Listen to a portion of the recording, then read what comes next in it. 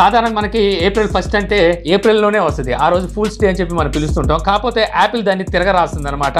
అక్టోబర్లో కానీ సెప్టెంబర్లో కానీ ఖచ్చితంగా ప్రతి సంవత్సరం ఒకసారి ఫూల్స్ని అయితే చేస్తుంది. ఇది ఫస్ట్ టైం అయితే ఏం కాదు, కొన్ని సంవత్సరాల నుంచి, సంవత్సరాలకన్నా దశాబ్దాల నుంచి సో ఇదైతే కొనసాగుతూనే ఉంది. జనాలు కూడా అయితే దానికైతే అలవాటు పడిపోయారు.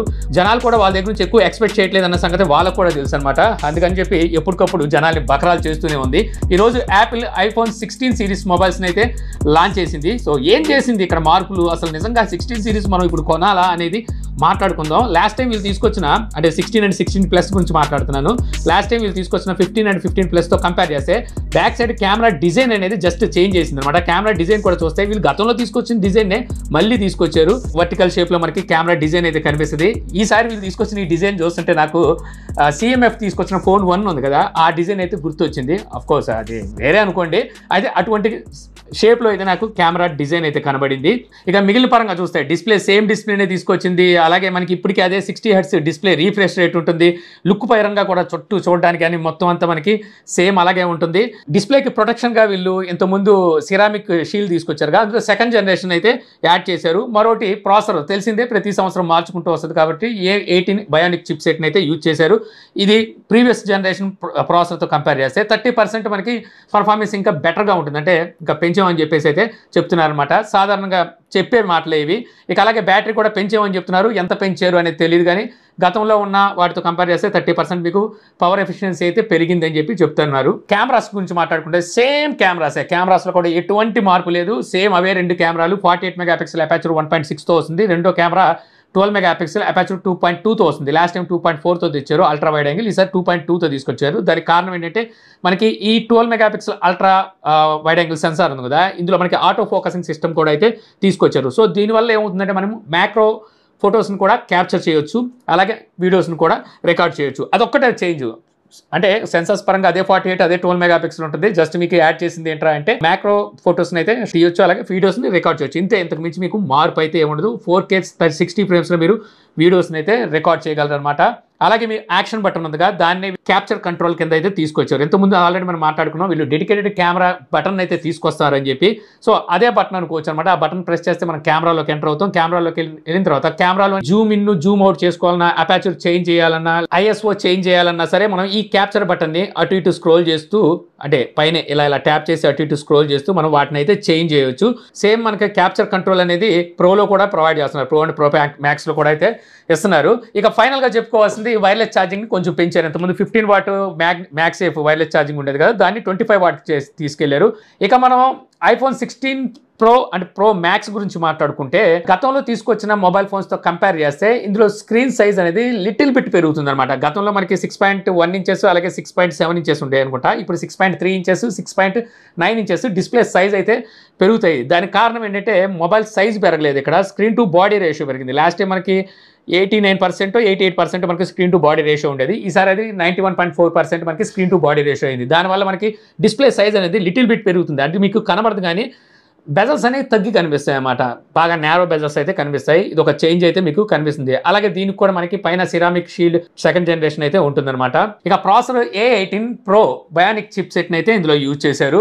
అంటే లాస్ట్ టైం తో కంపేర్ చేసి ఇది అప్గ్రేడ్. సేమ్ అదే చెప్తారనమాట. 30% మీకు పర్ఫార్మెన్స్ పరంగా అప్డేట్ అయితే చూడడానికి ఉంటుందని చెప్పి, అలాగే బ్యాటరీ బ్యాకప్ కూడా పెరుగుతుందని చెప్పి, USB కూడా ఈసారి థర్డ్ జనరేషన్ Type-C సపోర్ట్ అయితే తీసుకొచ్చారు. అంటే ట్రాన్స్ఫర్ స్పీడ్ అయితే మీకు కొంచెం స్పీడ్గా ఉంటుందన్నమాట. ఇక డిజైన్ పరంగా చూసుకుంటే రేర్ సైడ్ మన కెమెరా సేమ్ డిజైన్, ఇంకేం లేదు. అదే ఓతకుంటుడు అదే డిజైన్లో అయితే కెమెరా డిజైన్ అయితే తీసుకొచ్చారు. అంతేకాదు కెమెరాస్ కూడా మీకు సేమ్ కెమెరాస్నే యూజ్ చేశారనమాట.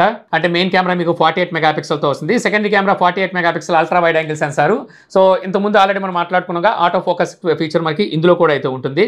ఆటో ఫోకస్ ఉందంటే మీరు మ్యాక్రో ఫోటోస్ని క్యాప్చర్ చేయొచ్చు, అలాగే మ్యాక్రో వీడియోస్ని కూడా అయితే క్యాప్చర్ చేయొచ్చు. 12 మెగాపిక్సెల్ టెలిఫోటో సెన్సార్ ఉంటుంది అనమాట. లాస్ట్ టైం యూజ్ చేసిన అదే టెలిఫోటో సెన్సార్ మీకు 5x జూమ్ అయితే సపోర్ట్ చేస్తుంది. ఈసారి 4K 120 ఫ్రేమ్స్ సపోర్ట్ అయితే తీసుకొచ్చారు. ఇది ఒకటి టెంప్టింగ్ అయితే ఉందన్నమాట.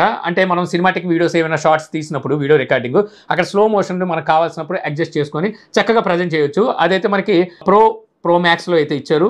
మనకి 16 అంటే 16 ప్లస్లో అయితే ఇవ్వలేదు. అందులో 4K 60 ఫ్రేమ్స్ ఇచ్చారు. ఇక అలాగే మనకి 3D spatial audio and stereo sounding system కూడా యాడ్ చేశారన్నమాట. లాస్ట్ టైం కూడా 3D స్పేషియల్ వీడియో రికార్డింగ్ ఉండేది అనుకుంటా, ఆడియో లేదు. సో ఈసారి అయితే దీన్ని తీసుకొచ్చారు. ఇంకా అంతేకాకుండా మీకు స్టూడియో క్వాలిటీ ఆడియో కోసం 4 మైక్స్ని అయితే యూజ్ చేసామంటున్నారు. ఈ 4 మైక్స్ ద్వారా ఏంటంటే మనం ఏదైనా మూవీని క్రియేట్ చేస్తున్నాం అనుకోండి, చుట్టుపక్కల నాయిస్ అనేది, ఆ డిస్టర్బెన్స్ అనేది రిడ్యూస్ చేసి అంటే తగ్గించి మంచి ఆడియోని అయితే వినిపిస్తుంది అని చెప్పి వీళ్ళైతే చెప్తున్నారు.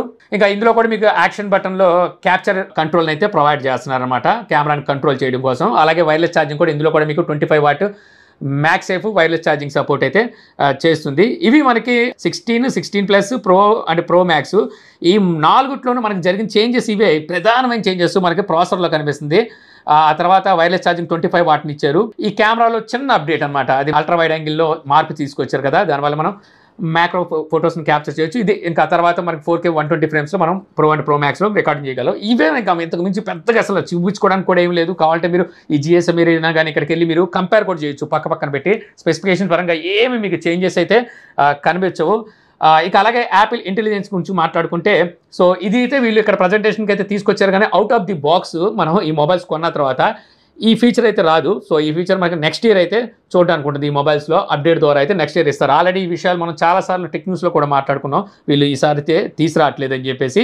ఇక ఆ తర్వాత మనం యాపిల్ వాచ్ సిరీస్ 10 గురించి మాట్లాడుకుంటే పెద్ద మార్పులు అయితే లేవు. లాస్ట్ టైం వీళ్ళు తీసుకొచ్చిన దాంతో కంపేర్ చేస్తే కొంచెం థిన్గా ఉంటుంది. అలాగే డిస్ప్లే సైజు కొంచెం పెరుగుతుంది. అలాగే ఆడియో క్వాలిటీని ఇంప్రూవ్ చేశారు, స్పీకర్ సైజు పెద్దది ఇచ్చారు. అలాగే హెల్త్ సపోర్ట్ ఉంటాయి కదా, దానికి కొంచెం పెంచారనమాట వాచ్లోని. అల్ట్రా 3 వచ్చింది అనుకున్నాం, వాచ్ అల్ట్రా 3, వాచ్ అల్ట్రా 2 ఉంది కదా, అందులోనే కొత్త కలర్స్, కొత్త స్ట్రాప్ అండ్ కొత్త వాచ్ ఫేసెస్తో మళ్ళీ అదే అల్ట్రా వాచ్ 2ని మళ్ళీ లాంచ్ చేశారనమాట.